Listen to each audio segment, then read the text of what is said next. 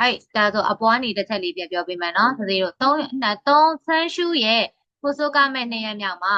ရှီတာခိုရှီမာရှောဆိုတဲ့အဓိပ္ပာယ်ကသတိတို့ဒါပြင်ဆင်ကြမယ်ဆိုတဲ့အဓိပ္ပာယ်ပေါ့နော်ပြင်ဆင်ကြမယ်ဒါကြောင့်ပုံလေးကိုပြီးမှဖတ်ပြီးတော့အေဝမိတဲ့အိုပွဲမာရှောဆိုပြီးတော့ပကြီးလေးကိုကြည့်ပြီးတော့မှတ်မယ်ဒါကြောင့်စစကြည့်မယ်နော်ဟီတိုင်းဆိုဖတ်ပါမယ်အဲ့ဒါကပကြီးလေးထိုးထားတာကိုလည်းကြည့်လိုက်အဲ့ဒါဘာလဲဆိုတော့သတိတို့ဟီတိုင်းဒီ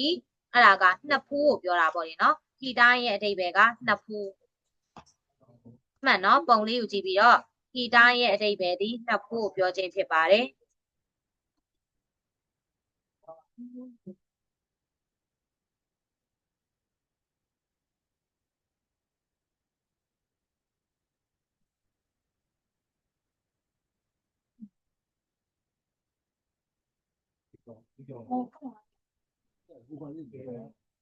အဲ့ဒါရသွားနောက်တစ်ခုမာစုကဲကမျက်တောင်မွေးကိုပြောခြင်းဖြစ်ပါတယ်မျက်တောင်မွေးမာစုခဲရဲ့အဓိပ္ပာယ်ဒီမျက်တောင်မွေးကိုပြောခြင်းဖြစ်ပါတယ်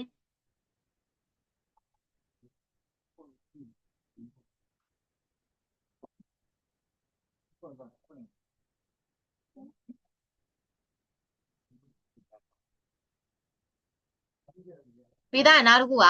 ဟိုအိုပဲ33ဟိုပဲ33အဲ့ဒါပါကိုပြောခြင်းဖြစ်ပါတယ်ပါဟိုအိုပဲ33ဟိုပဲ33အဲ့ဒါပါကိုပြောခြင်းဖြစ်ပါတယ်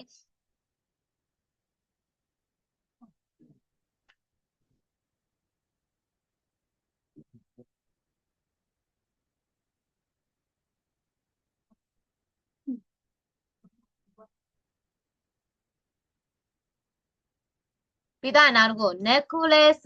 necklace ကဒါလည်ဆွဲကိုပြောခြင်းဖြစ်ပါတယ် necklace လည်ဆွဲ necklace ရဲ့အဓိပ္ပာယ်ဒီလည်ဆွဲဖြစ်ပါမယ်လည်ဆွဲ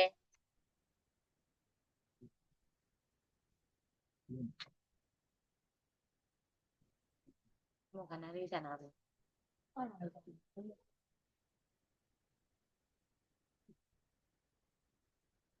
ပြီးတော့ဒီဘက်မှာခုချီပီးတို့ကလေနှက်ခမ်းကိုပြောခြင်းဖြစ်ပါတယ်နှက်ခမ်းခုချီပီးတို့ကနှက်ခမ်းအဲ့ဒီခုချီပီးတို့ရဲ့ဘေးနားလေးမှာတစ်ချက်ယူပေးပါခုချီဘဲနီလို့ဖတ်လိုက်မယ်ခုချီဘဲနီကကြတော့မိန်းကလေးဆိုတဲ့နှက်ခမ်းနီကိုပြောခြင်းဖြစ်ပါတယ်နှက်ခမ်းနီ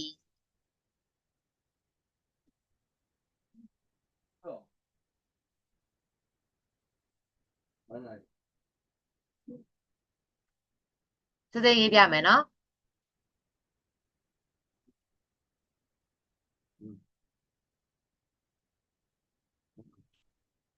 ခုကြည့်ပဲနည်းဖြစ်ပါမယ်ပြီးတော့နောက်က earring ကိုရဲ့အဓိပ္ပာယ်ကတော့နဂတ်ကိုပြောခြင်းဖြစ်ပါတယ် earring ကိုနဂတ်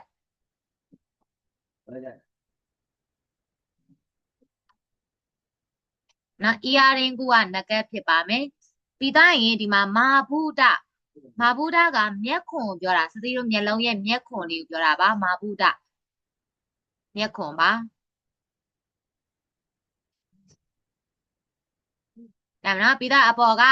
မာယုခဲမျက်ခုံးမွေးကိုပြောခြင်းဖြစ်ပါတယ်မာယုခဲ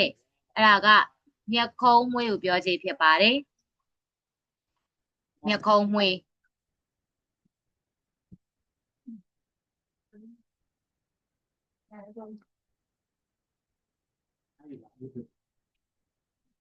တို့ပဲစားဦးလေဆိုတော့မာယုခဲဒီစီရောမျက်ခုံးမွေးโอเคအဲ့ဒါပြီးတော့အဲ့ဘေးနားလေးကိုသွားဘေရုထိုခပတ်ကိုပြောခြင်းဖြစ်ပါတယ်ဘေရုထိုခပတ်ဒီခပတ်ကဥမာယောက်ျားလေးဘောင်းမီဝတ်တဲ့အခါမှာအပေါ်မှာထပ်ဝတ်တဲ့ဘေရုထိုခပတ်နော်ဘေရုထိုဖြစ်ပါမယ်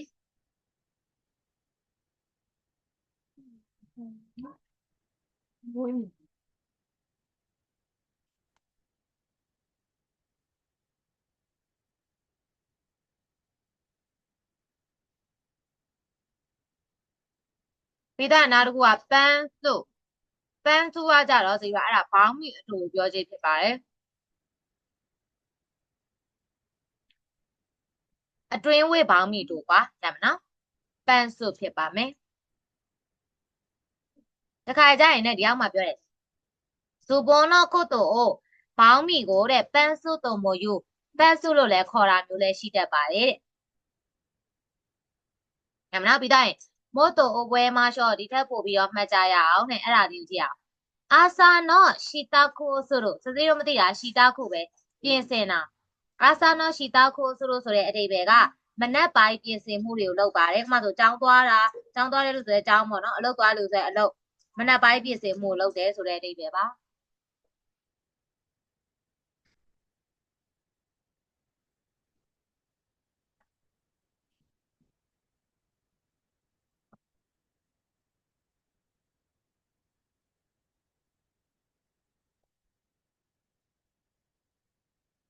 ဒီတဲ့ဈေးကို N5 တွေကတည်ထားတယ်ရှာဝါအိုအာပြီးသူရေချိုးသည်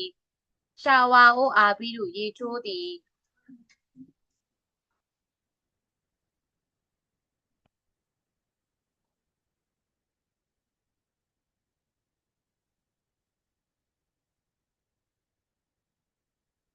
အဲ့ပြီးတော့နောက်တစ်ခုရှီတာကီအတွင်းကန်အန်ဒါဝဲကိုပြောတာနော်အတွင်းကန်ပါ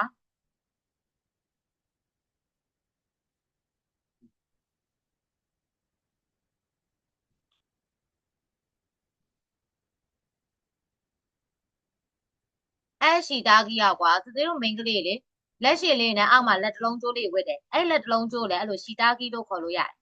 ပြီးတော့နောက်တစ်ခုဥဝါကီကကြတော့စီကအပေါ်ဓာတ်အဝတ်ကိုပြောခြင်းဖြစ်ပါတယ်အပေါ်ဓာတ်လို့မှတ်လိုက်ရတယ်နော်အိမ်ပေါ်ဓာတ်ကိုပြောမှာမဟုတ်နော်အင်ဂျီကိုပြောတာပါ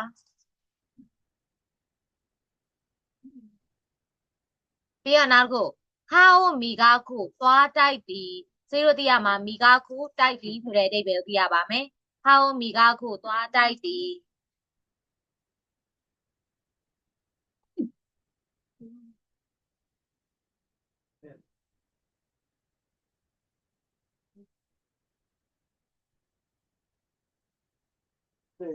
ရမယ်နော်အဲ့ဒါပြီးသွားရင်အဲ့ဒီအောက်မှာဒီဘက်မှာဟာမီကာခိ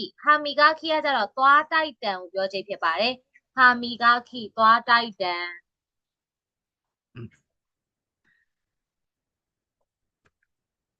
ဟာမီကာခိရဲ့အဓိပ္ပာယ်ကသွားတိုက်တံ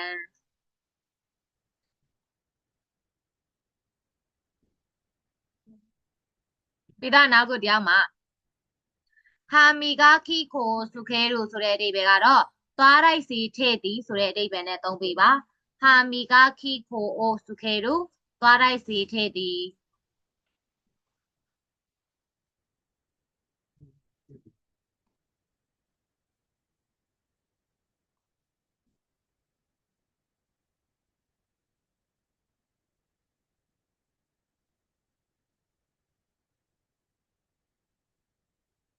ပြီးသားရင်စီတို့ဒီအောက်မှာဟီကဲဟုဆိုတို့ဆိုတဲ့အဓိပ္ပာယ်မုတ်စိတ်ရိတ်တီပေါ့လေနော်ဒါယောက်ျားလေးတွေသုံးတာပါဟီကဲဟုဆိုတို့မုတ်စိတ်ရိတ်တီဟီကဲအိုဆိုတို့အဓိပ္ပာယ်ဒီမုတ်စိတ်ရိတ်တီဆိုပြီးတော့မှတ်ပေးပါပြီးသားရင်အဲ့ဒီအောက်မှာဒရာယာတဲ့ဒရာယာဖြင့်ခမီယိုခါဝါခါစုသပင်ထောက်ခံသည်ဒရာယာတဲ့ခမီယိုခါဝါခါစုရမလားဆိုတဲ့အဓိပ္ပာယ်ကဒီလိုဒီပါလဲ dryer ဖြင့်သပေအထောက်ခံသည်ဆိုတဲ့အဓိပ္ပာယ်ဖြစ်ပါမယ်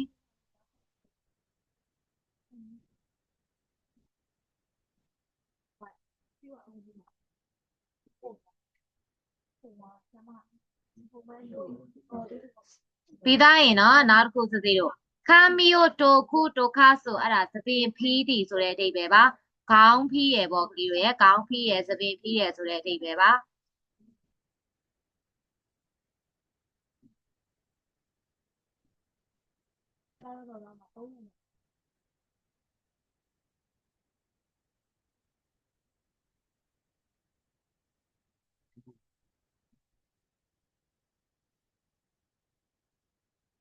ပြီးသားရင်နော်ဒီအောင်မှာ okay show ဆိုလို့ makeup ပြင်သည် okay show ဆိုလို့ makeup ပြင်သည်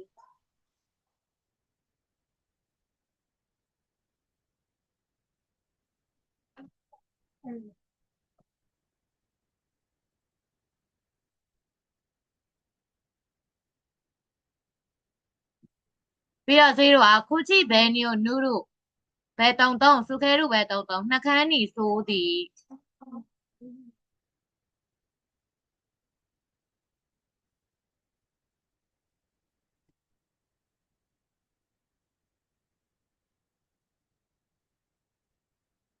ကိုကြည့်ပဲနီယိုနူရူပဲတုံတုံစုခဲရူပဲတုံတုံနှကန်းနီဆိုတာနူရူရဲ့အတိတ်ပဲကသူ့ဘာတောင်ဆိုတုတ်တာလို့လိမ့်တာလို့ရှိရနှကန်းနီကိုတုတ်တယ်လိမ့်တယ်လို့မသုံးလေဒါကြောင့်နှကန်းနီဆိုးတယ်လို့ပဲပြောတာစီးလို့ရမနော်အပြီးတော့နောက်တစ်မျက်နှာမှာဖူကူခီကအဲတို့ဆိုတဲ့အတိတ်ပဲကကြတော့ဒါအဝစ်လဲတည်ဆိုတဲ့အတိတ်ပဲပါဖူကူခီကအဲတို့အဝစ်လဲဝစ်တည်ဆိုတဲ့အတိတ်ပဲဖြစ်ပါမယ်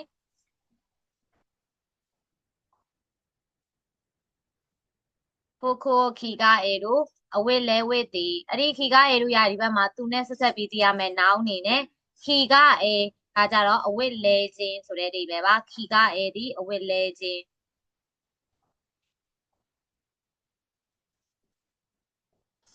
ရပါတော့ခီကရဲ့အတိတ်ပဲကအဝစ်လဲခြင်းပြီးသားရေဒီယောက်လေးကိုဆက်သွားမယ်အိုရှာလေးကိုစုလို့ဆိုတဲ့အတိတ်ပဲစတိုင်ကြသည်အိုရှာလေးကိုစုလို့စတိုင်ကြသည်ဆိုတဲ့အတိတ်ပဲပါအိုရှာလေးကိုစုလို့စတိုင်ကြသည်ဒီတိုင်းရင်ဒီဘက်မှာအိုရှာတဲ့ nice တို့ကကြတော့လုံးဝစတိုင်ကြတဲ့သူလုံးဝဆွတ်ဖြစ်တဲ့သူပေါ့လေနော်အဲ့လိုမျိုးပြောချင်ဖြစ်ပါတယ်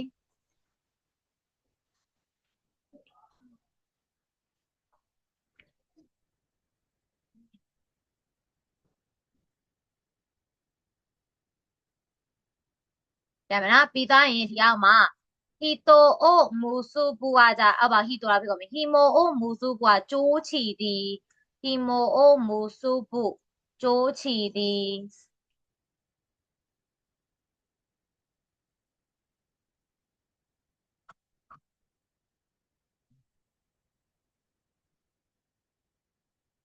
ဒါမှနော်ဟီမိုမူစုပူကကျိုးချီသည်ဖိုတိုခုကကြတော့ကျိုးဖြီသည်ဆိုတဲ့အဓိပ္ပာယ်ပါကျိုးဖြီသည်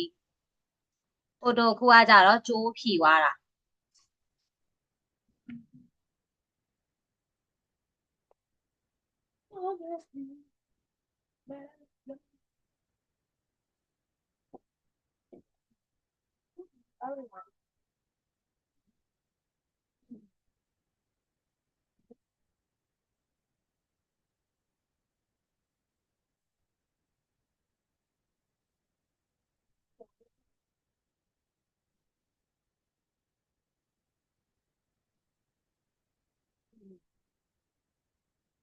ဒါမှနော်အဲ့ဒါပြီးသားရင်ဒီအောက်မှာ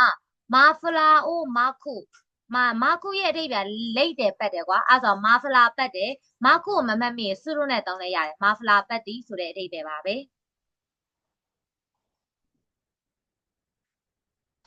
ရမယ်နော်မာဖလာပတ်တီဆိုတဲ့အဓိပ္ပာယ်ပါပဲ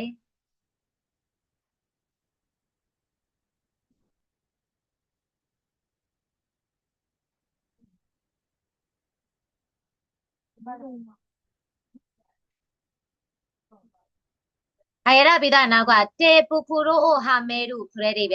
လက်အိတ်ဝစ်တယ်အဲ့လိုမှဟာမဲရုနဲ့မဝစ်တဲ့စုတို့နဲ့ဝစ်လိုက်လဲရတယ်ဟာမဲရုရဲ့မူရင်းအဓိပ္ပာယ်ကကြတော့စီတို့ကဟိုဘယ်လိုပြမလဲဆိုရင်အဲ့လိုမျိုးအံဝင်ခွင်ကြဖြစ်တာကွာဒီလားအံဝင်ခွင်ကြဖြစ်တာရမလားအဲ့ဆိုတော့ဒီမှာလက်အိတ်စွတ်တယ်ဆိုတဲ့အဓိပ္ပာယ်နဲ့ပဲစီတို့ကသုံးတာပြီးတော့လည်းနောက်တစ်ခုက